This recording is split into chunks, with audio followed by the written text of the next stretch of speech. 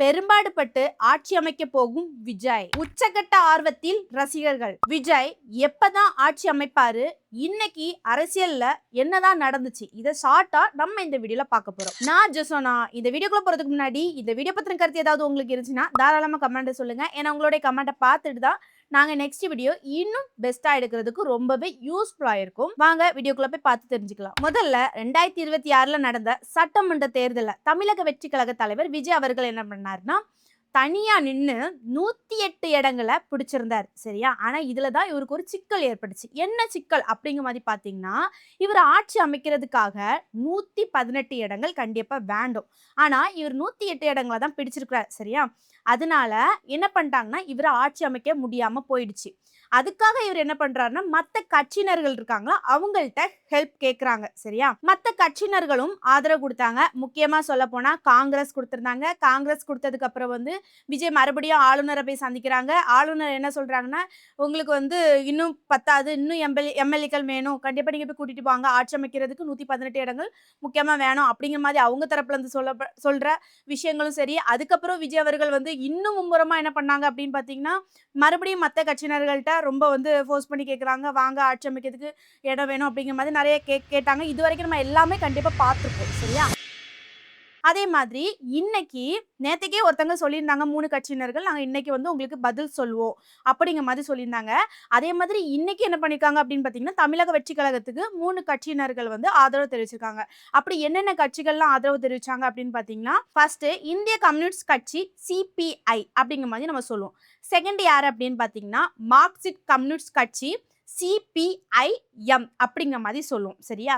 அடுத்தது third one என்ன அப்படின்னு பார்த்தீங்கன்னா, விடுதலை சிறுத்தை கட்சி விசிகே அப்படிங்கிற மாதிரி நம்ம சொல்லுவோம். இந்த 3 கட்சிகளும் என்ன பண்ணாங்க அப்படின்னு பார்த்தீங்கன்னா, தமிழக வெற்றி கழகத்துக்கு ஆதரவு கொடுத்திருக்காங்க. அப்படி இவங்க ஒரு நிபந்தனை போட்டிருப்பாங்களா? அப்படி என்ன நிபந்தனைகள் போட்டிருந்தாங்க அப்படின்னு பார்த்தீங்கன்னா, ஃபர்ஸ்ட் இந்திய கம்யூனிஸ்ட் கட்சி இவங்க என்ன சொல்றாங்க அப்படின்னு பார்த்தீங்கன்னா, எங்களுக்கு ஆட்சியிலும் அதிகாரத்திலும் எங்களுக்கு பங்கு வேண்டாம், நாங்கள் வெளியே இருந்து உங்களுக்கு சப்போர்ட் பண்றோம், ஆதரவு தாரோம் அப்படிங்கிற மாதிரி அவங்க சொல்றாங்க.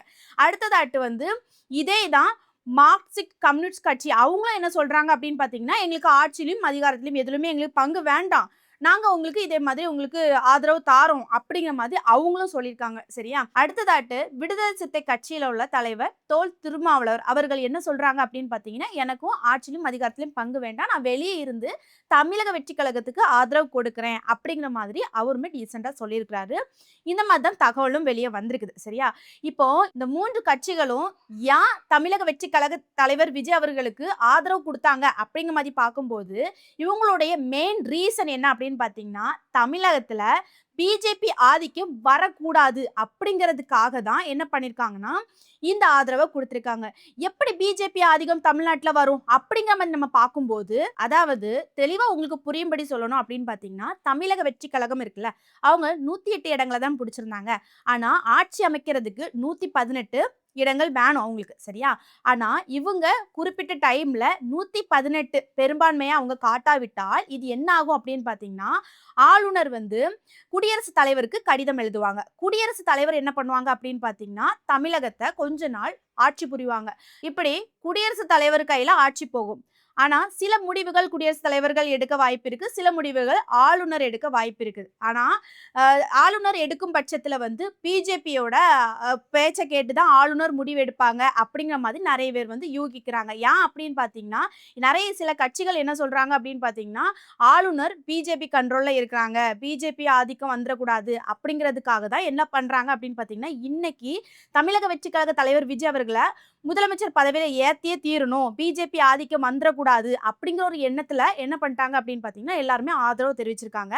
எல்லா கட்சியினர்களுக்கும் இதுதான், ஆளுநர் கையில, குடியரசுத் தலைவர் கையில இந்த மாதிரி தமிழகம் போயிடக்கூடாது, பிஜேபி ஆதிக்கம் வந்துடக்கூடாது அப்படிங்கிற ஒரு எண்ணத்துல ஒரு பயமும் அவங்களுக்கு இருக்குது. இப்போ அரசியல்ல அடுத்த கட்ட நகர்வுகள் எப்படி போயிட்டு இருக்குது அப்படின்னு பாத்தீங்கன்னா, விஜய் அவர்கள் என்ன பண்ணிருக்காரு அப்படின்னு பாத்தீங்கன்னா, ஆளுநரை சந்திச்சு ஆட்சி அமைக்கிறதுக்காக கடிதம் கொடுத்திருக்காங்க. இனி என்ன நடக்கும் அப்படின்னு பாத்தீங்கன்னா, இதெல்லாம் பார்த்துக்கிட்டு ஆளுநர் செக் பண்ணிட்டு எல்லாமே கரெக்டா தானே இருக்கு அப்படின்னு பார்த்துக்கிட்டு என்ன பண்ணுவாங்கன்னா, சரி நீங்க ஆட்சி அமைங்க அப்படிங்கிற மாதிரி ஆளுநர் தரப்புல இருந்து கடிதம் விஜய்க்கு போகும். அதுக்கப்புறம் தான் விஜய் அவர்கள் என்ன பண்ணுவாங்க அப்படின்னு பாத்தீங்கன்னா, ஆட்சி அமைக்கிறதுக்கு எல்லா டீட்டெயிலுமே அதிகபூர்வமா தெரிவிப்பாங்க. சரியா? இந்த மாதிரி நிறைய பரபரப்பான சூழ்நிலைகள் நடந்துட்டு இருக்க சமயத்துல இது போக இன்னைக்கு எதிர்க்கட்சி தலைவர் மு.க. ஸ்டாலின் அவர்கள் வந்து விஜய்க்கு ஆதரவளிக்கும் விதமாக ஒரு கடிதம் ஒன்று போட்டிருக்காங்க. ஆனா கன்ஃபார்மா விஜய்க்கு ஆதரவா கொடுத்திருக்காங்களா அப்படிங்கிற மாதிரி தெரியாது. அதுல என்ன குறிப்பிட்டிருக்காங்க அப்படிங்கிற மாதிரி நம்ம ஃபர்ஸ்ட் பார்ப்போம். என்ன சொல்லியிருக்காங்கன்னா, தமிழ்நாட்டு சட்டமன்ற தேர்தல் முடிவுகள் வெளியாகி மக்களால் தேர்வு செய்யப்பட்ட சட்டமன்ற உறுப்பினர்களின் பட்டியலை தேர்தல் ஆணையம் வெளியிட்டு விட்டது. சரியா? அது வெளியிட்டுட்டாங்க. நம்ம எல்லாத்துக்குமே தெரியும். ஏற்கனவே இருந்த சட்டமன்றத்தையும் கலைத்துவிட்டு மாண்புமிகு ஆளுநர் அவர்கள் ஆணையும் பிறப்பித்து விட்டது அப்படிங்கிற மாதிரி சொல்லியிருக்காங்க. அது உண்மைதான். அடுத்ததாட்டு இப்படி ஒரு நிலையின் தேர்தல் வென்ற சட்டமன்ற உறுப்பினர்கள் பதவி பிரமாணம் எடுத்துக்கொள்வதற்கு மாநிலத்தின் நலனை முன்னெடுத்து செல்வதற்கு புதிய அரசு அமைய வேண்டிய காலத்தின் கட்டாயம் மட்டுமல்ல, ஜனநாயகத்தின் மிக முக்கிய பணி அப்படிங்கிற மாதிரி திரு மு.க. ஸ்டாலின் அவர்கள் சொல்லியிருக்கிறாங்க. அடுத்ததாட்டு இந்த சூழ்நிலையில் அரசு அமைவதில் தாமதம் ஏற்படுவதை தவிர்க்கும் பொருட்டு அரசியல் சட்டப்படி புதிய ஆட்சி அமைப்பதற்குரிய நடவடிக்கைகளை மாண்புமிகு ஆளுநர் அவர்கள் உடனடியாக எடுத்திட வேண்டும் என திராவிட முன்னேற்ற கழகத்தின் சார்பில் கேட்டுக்கொள்கிறேன் அப்படிங்கிற மாதிரி இன்னைக்கு ஒரு கடிதம் ஒன்று வெளியிட்டிருக்காங்க. அதாவது திரு மு.க. ஸ்டாலின் ஐயா அவர்கள் சொல்றது கரெக்ட் அப்படிங்கும் வந்து சொல்லி அவன் ஏன் அப்படின்னு பார்த்தீங்கன்னா, விஜய் அவர்கள் வந்து ஆட்சி அமைக்கிறதுக்காக ஆளுநருக்கு கடிதமும் கொடுத்துட்டாங்க. ஆனா ஆளுநர் தரப்புல இருந்து எந்த தகவலும் போல ஆட்சி அமைங்க, இன்னைக்கு அமைங்க, நாளைக்கு அமைங்க எதுவுமே சொல்லல. அதுக்கு தான் இந்த கடிதம் மூலமா சொல்லியிருக்காங்க. அதாவது முதலமைச்சர் பதவியில இருந்து ஆல்ரெடி ஸ்டாலின் ஐயா அவர்கள் வந்து ராஜினாமா பண்ணிட்டாங்க. சரியா? இன்னும் சீக்கிரமா வந்து கண்டிப்பா யாராவது ஒரு ஆள் முதலமைச்சர் கண்டிப்பா ஆகியே தீரணும். விஜய் அவர்கள் சீக்கிரமா அமரணும். அதுக்காக ஆளுநர் தரப்புல இருந்து எந்த ஒரு டீட்டெயிலும் வந்து வராததுனால யாரு ஸ்டாலின் ஐயா அவர்கள் வந்து இந்த மாதிரி கடிதம் மூலமா சொல்லியிருக்காங்க. இப்ப எல்லாத்துக்குமே ஒரு குறிக்கோள் என்ன அப்படின்னு பார்த்தீங்கன்னா, தமிழகத்துல பிஜேபி ஆதிக்கம் வந்துடக்கூடாது அப்படிங்கிற ஒரு பயத்துல தான் எல்லாருமே என்ன பண்றாங்க அப்படின்னு பார்த்தீங்கன்னா, இந்த மாதிரி செயல்கள்ல ஈடுபடுறாங்க. ஸ்டாலின் ஐயாவை பொறுத்த வரைக்கும் இந்த மாதிரி விஜய் அவர்களுக்கு ஆதரவா கொடுக்குற மாதிரி ஒரு கடிதம் ஒன்று போட்டிருக்காங்க. பரவாயில்ல. But okay. இந்த மாதிரி ஆட்சி அமைக்கிறதுக்காக குரல் கொடுத்துருக்காங்க அப்படிங்கிற மாதிரி நினைக்கும் போது ரொம்பவே பெருமையா இருக்கு அப்படிங்கிற மாதிரி தான் சொல்லி ஆகணும். சரி, ஓகேங்க. ஒரு வழியா விஜய் அவர்கள் வந்து அவர் ஆட்சி அமைக்கிறதுக்காக ஆளுநர்கிட்ட பெரும்பான்மையா காமிச்சுட்டாங்க. இனி ஆளுநர் தரப்புல இருந்து பதில் வந்ததுக்கு அப்புறம் விஜய் அவர்கள் வந்து முதலமைச்சர் பதவியில ஏற்பாங்க. இந்த வீடியோ பார்க்குற நீங்க விஜய் அவர்கள் முதலமைச்சரா பதவி ஏற்கும் போது சி ஜோசப் விஜய் ஆகிய நான் அந்த வார்த்தைகளை கேட்கறதுக்கு யாரெல்லாம் ஆர்வமா இருக்கிறீங்கன்னு கமெண்ட்ல சொல்லிட்டு போங்க. நெக்ஸ்ட் ஒரு இன்ட்ரெஸ்டான வீடியோல வந்து சந்திக்கிறேன். பாய்.